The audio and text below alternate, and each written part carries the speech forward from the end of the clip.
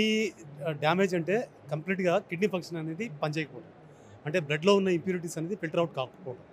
So, అది main reason ఏంటంటే there are nephron damage వల్ల కిడ్నీ ఫంక్షన్ అనేది తగ్గుతుంది. నెఫ్రాన్ డ్యామేజ్‌కి చాలా రీజన్స్ ఉన్నాయి.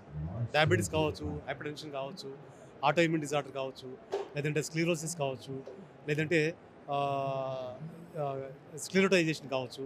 మల్టిపుల్ ప్రాబ్లమ్స్ ఉన్నాయి కిడ్నీ డ్యామేజ్‌కి. ఆ కిడ్నీ డ్యామేజ్‌లో నెఫ్రాన్ అనే ఫంక్షనల్ యూనిట్ ఉంటుంది. ఆ ఫంక్షనల్ యూనిట్ డ్యామేజ్ అవ్వడం వల్ల ఈ ఫిల్టరేషన్ ఆఫ్ బ్లడ్ అనేది జరగదు. సో, దానికోసం డిఫరెంట్ వేస్ అండ్ మీన్స్ ఉన్నాయి, కానీ అది దాంట్లో చాలా లిమిటేషన్స్ ఉన్నాయి. One is dialysis and transplantation. ఇప్పుడు స్టెమ్ సెల్స్ టెక్నాలజీ కూడా ఇంప్లిమెంట్ చేశారు కానీ but it is not successful.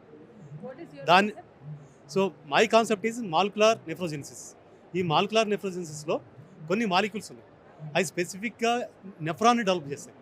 So, in the diseased kidney when we inject these nephrogenic proteins into the kidney, new nephrons will be developed. ఆ nephrons develop అవ్వడం వల్ల kidney function అనేది restore అవుతుంది. ఇది almost అంటే మనకి ఒక ఎంబ్రియోలో కిడ్నీ నెఫ్రాన్స్ ఎట్లా డెవలప్ అవుతాయో similar mechanism is resided in this mechanism. So, adult స్టేజ్లో కూడా, డిసీజ్ స్టేట్లో కూడా, మన ఏజ్ అడ్వాన్స్ అయినా కూడా, మనం ఎనీ టైప్ ఆఫ్ రీజన్తో కిడ్నీ డ్యామేజ్ అయినా కూడా So, is మనం it by very injecting economical cost?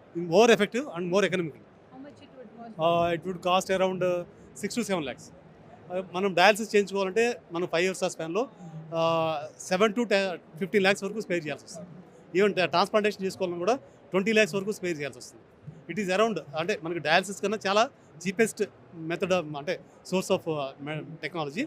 So, మనం ఆ ఇంజెక్షన్ ఇవ్వడం ద్వారా కొత్త నెఫ్రాన్స్ డెవలప్ అయ్యి కంప్లీట్గా కిడ్నీ ఫంక్షన్ అనేది రిస్టోర్ అవుతుంది.